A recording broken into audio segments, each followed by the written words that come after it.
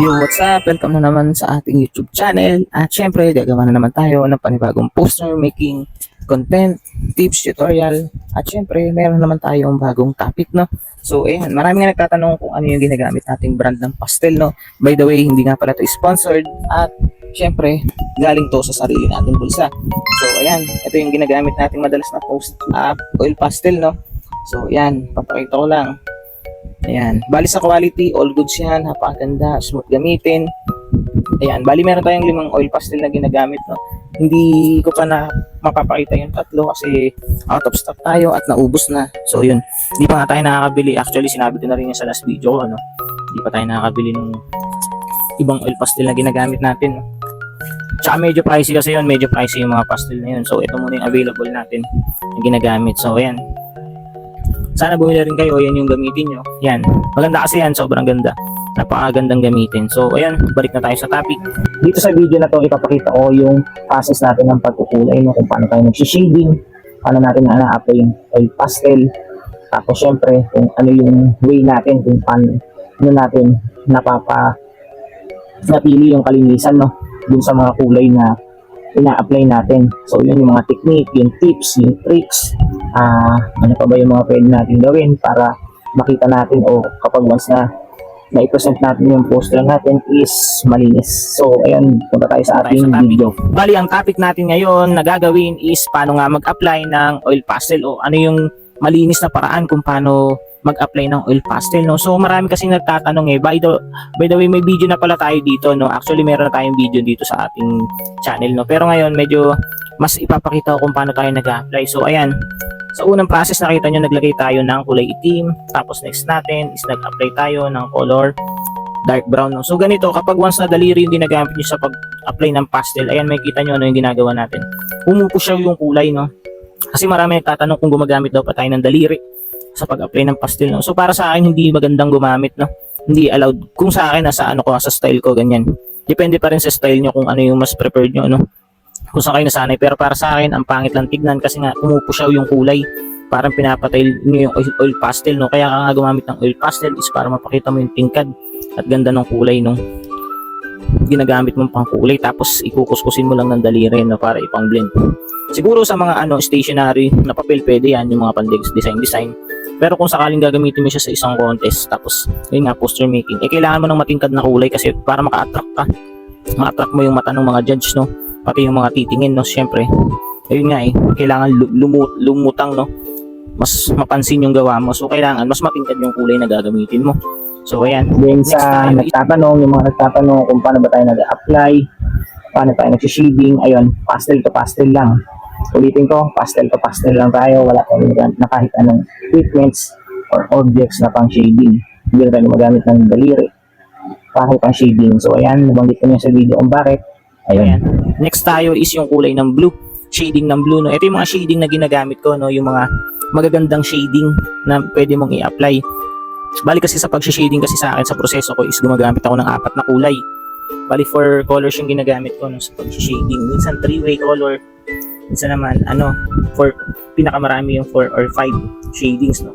So ayan, apply tayo ng dark blue. Tapos syempre yung blue na kulay. Ayan. Bali single stroke lang yung pag-apply ng kulay niyan, guys, Tandaan nyo, single stroke lang yung pag-apply ng kulay niyan.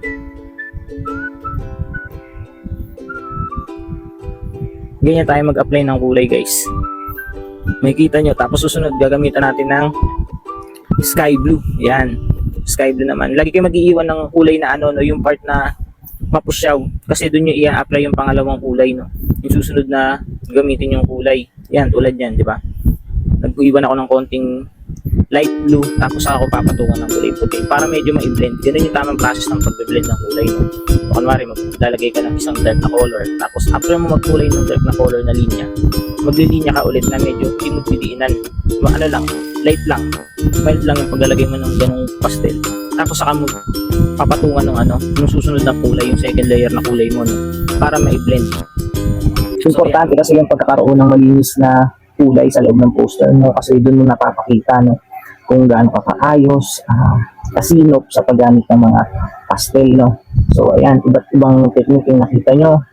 Ayan, sure yan kapag once na-apply nyo yan, may tendency na yung poster nyo kahit sasabihin yung simple pero malakas yung impact, may chance ang manalo.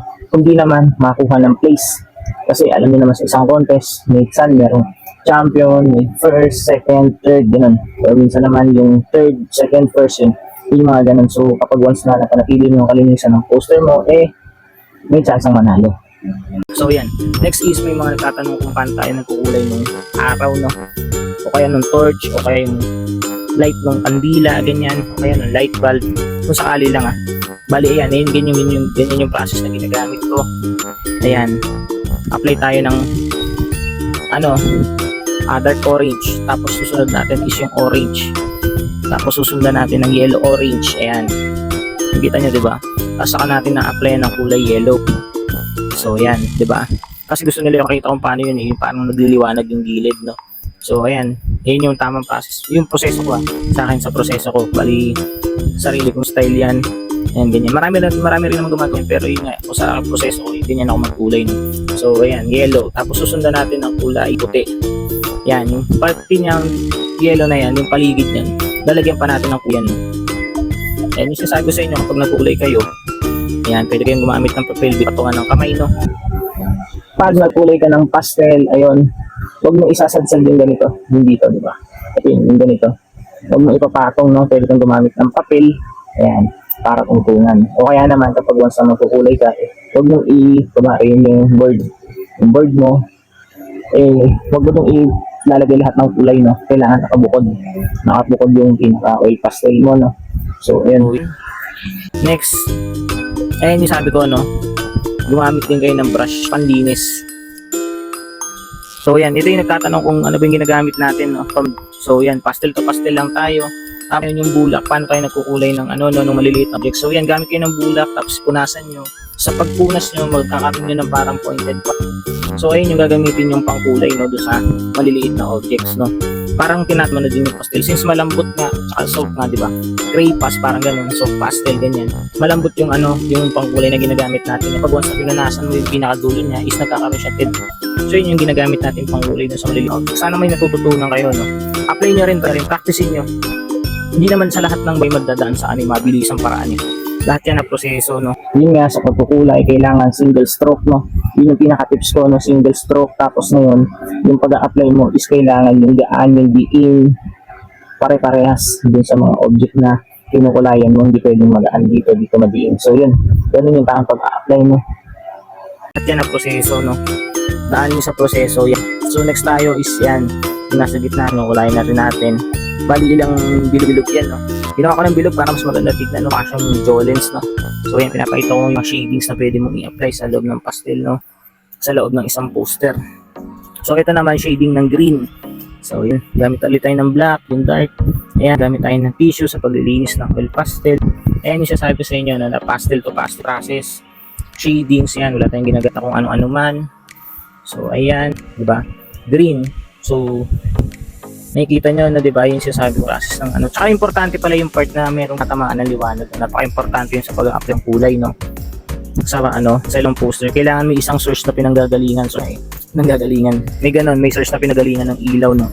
Para alam mo kung saan tatayo yung yung liwanag. Tapos doon ma-apply yung shadings, no? Hindi kasi pwedeng sabog-sabog, eh. Ang pangit tignan. Yun sa akin, tumingin ako ng isang poster. Yun kagad yung kita ko.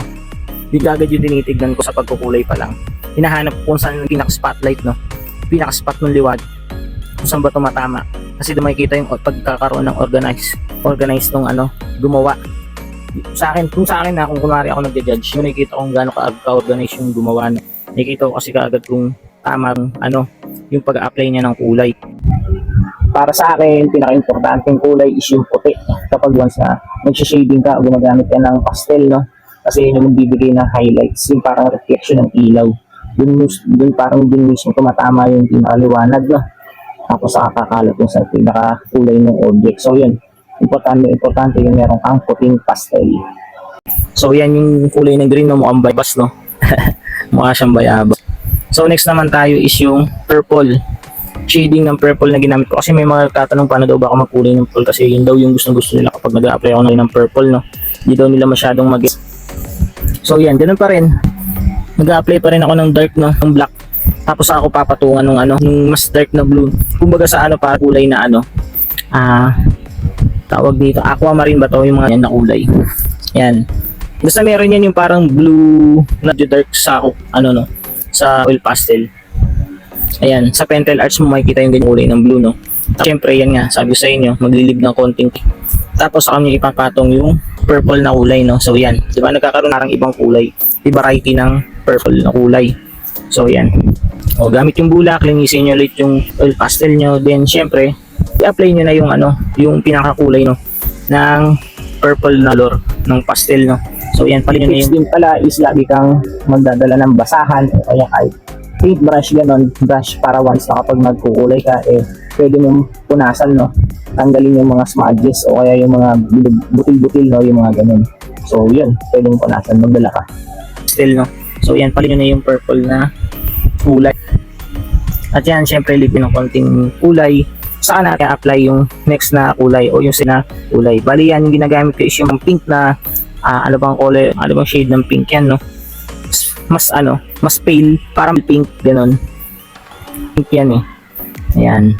So ako ilalagay, yan, di ba nakikita nyo? Nagmumukha na siyang blueberry. Blueberry na yung kulay niya. Tapos sa kanya ikulay puti.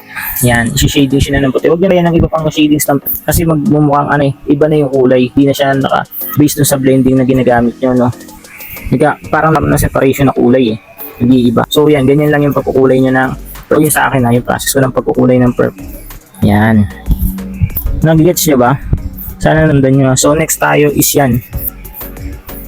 Yan naman yung kulay na ginagawa natin is yung, ito yung pwedeng gamitin skin tone. Pwede nyo gamitin skin tone niya. Yung ganitong kulay. Nagamit tayo ng, kasi daw daw yung paano daw mag-isang kulay orange, no? Sa akin nagamit ko yan. Gamit tayo ng parang reddish brown. Ayan. Nakikita guys, nasusundan nyo ba? By the way nga pala, umabot kayo dito sa video na to, click nyo yung subscribe button kung di pa pala kayo nakasave. Follow nyo rin ako dun sa app natin, Sims sa Black Arrow, yung tok natin. I-follow nyo ako dyan. Mas marami akong kasi puro clips lang, no. Dun sa YT natin yan, dyan tayo nag-upload ng mga long videos. By the way, dito ko nga rin pala ito i-upload. Dun ko rin siya i-upload. Unang-unang dun. So yan. Kikita nyo ng kulay orange, no guys. Pero magamit ito parang skin tone na ginagamit. Lalo na kapag once na parang magandang atagawa nila. Yan. Tapos yung gagamit ng ganitong shading sa object sa loob ng poster nila. Yan, may gumagamit na. Maganda rin to sa monoclick na style yung mga ganitong shading. Ito aralin nyo yan, yung itong pag-shading kasi masyadong demand yan ngayon. Poster, no? Lalo na yung gumagamit ng mga method. Yung mga automatic kada part ng poster na. Kasi yun yung pinaka-process ng pagkukulay lalo na kapag nasuot ka. Kasi kung bawat kukulay mo ng object is iba-iba, medyo matao sa oras. Pero kapag monochromatic na process ng pagkukulay, kada kada separator, di ba, may tinatawag tayo separator, kada division ng poster gumagamit sila ng monochromatic, no. So yun yung isa sa pinali kasi nakukulayan mo kaagad yung mga kada division ng parts ng poster mo. Hindi mo na kailangan sa isahin i-detail dito. Kunwari mukha iba damit iba kulay, sapatos iba kulay, shirt iba kulay, ganun. Yung ginagawa nila single color na lang, no. Pero gagawin na parang shadings o yung highlights. So yun, ganyan yung sundan nyo lang paulit-ulit ang yung process ng pastel, no. Yung sa mga nagsasatanong kung ba't nagbubuo-buo, siguro hindi yan dun sa board na gamit nyo, compatible dun sa oil pastel gamit nyo, kaya nagkakaroon ng parang buo-buo. So ayan, nasusundan nyo ba? So next shading na ito, yung parang yellow. Ayan, katulad yan ng dun sa araw kasi, kaso yung shade araw is yung parang nasa liwanag. Ito naman yung parang ng mga orange, ganyan na no, hinugnap ganyan o lemon, ganyan. Pwede rin yan. Kung hinipisan nyo lang yung pinaka-dark. Yan. Pag nag-apply kayo ng kulay. Tsaka kung sakaling process kayo, isanayin nyo kung kayo mas comfortable kung light to dark yung process ng pagkukulay o dark to light. Kasi sa akin dark to light ako kumagi. Pero hindi ko kunwari may black, yung black na ginagawa ko, yung black na may black na may patong na kulay. Basta kung saan kayo nadadalian, saan kayo comfortable yung process ng pagkukulay, yun yung i-improve nyo, no. Yun yung pagpukusan nyo kasi mahirap nang baguhin kapag kapag once na nakasanayan mo na, no. Lalo na syempre since kung yung simulan mo, ayun, bali parang tawag dito, bigyan mo lang ng progress, no. bigyan mo na lang ng progress, bali lilangin mo na lang, tapos yun, aralin mo rin yung ibang tips, tapos yun, pagsamasamahin mo lang, no. Yan. Next naman tayo, ito yung pinaka-favorite kong shadings ng ano, no, ng pagkukulay sa pastel. Ito yung kulay ng ano, parang patatas. Ginagamit ko rin to sa skin tone. Oh, basta gandang-ganda ako sa ganitong kulay. Ang lakas ng dating sa akin, no. Parang dark na biglang nagdilaw, nag-light. Ayan. Ewan ko, basta yun yung trip na trip kong kulay, no. Dati gumawa ako ng ganyan, eh. Dati gumawa ako ng ganitong process ng shading, no. Ayan, yung ganyan. Pero ano yun, about sa tawag dito sa kalikasan. Ayan, ganyan yung ginamit kong kulay. Isang ganyan lang, puro ganyan lang yung ginamit kong kulay. Alam ko nanalo din yan, eh. Pero hindi naman nag-champion kasi parang hindi pa sa kanila open yung ganung style. Sa mga nag-judge siya, hindi hindi sila aware sa ganung style na ay may ganun pala na style na monochromatic style. Syempre ang prepared nila is yung mga yung mga style nga na maraming kulay, makulay ganyan. Hindi pa sila masyadong advanced, no. Yan. So, yan, mukhang patatas, di ba? Yan. Ganun pa rin yung process ng pagkukulay natin. Same na same pa rin kung paano yung unang ginawa natin. Ganun pa rin yung sa susunod. Yan. Ang ganda ng kulay niya, di ba? Dilaw. Mukhang patatas. Okay. So, yan. Susunod next natin kukulayan mamaya is papakita ko yung parang marble. Yung parang, tawag dito, no? Jolene. Yung parang makintab kasi sabi kong yun nga, yung nag-comment sa video, paano kuya ginagawa yung yung parang bula, yung parang makintab yung kulay, no. So ayan, dito papakita ko kung paano natin ginagawa. Siguro hindi ko alam kung bakit parang hirap na hirap siya, no. Madali lang naman siya gawin, kaso nga lang i-imagine mo pa rin kung paano gagawin. Medyo magulo pero yan, simulan natin. Ito na niya papakita ko sa inyo. Ganun pa rin yung process, kailangan nyo pa rin ng apat na pastel, no? Apat na kulay ng pastel. So ayan, gamit ako ng blue, ayan, tapos gamit tayo ng green, tapos yung yellow green, ayan, ganyan siya, no? Hindi yung katulad ng process natin na kanina, no. Bali magkakaroon siya ng parang dark parts sa loob, saka mapapasukan ng light parts sa mga gilid-gilid, no. Doon naman siya, tapos yan saka ma-applyan ng puti. Ayan, parang mukhang matingkad yung gilid, no. Kasi pag marble, no, parang pag bubbles, no, nasa loob yung pinakakulay. Tapos parang surrounded siya ng parang white na no, coated siya ng kulay white. So ayan, ganun lang kasimple, ganun lang yung kulay. Ayan, check nyo, no, nakikita nyo kung paano yung ginawa natin process, sundan nyo lang yan. Di ba, ang linis tignan. Ayan, may mga technique na sinabi ko, ayan, makakatulong sa inyo yan. So ayun lang. Sana may nakuha kayong techniques, may natutunan kayo. Maraming salamat sa panonood. See you ulit sa next video.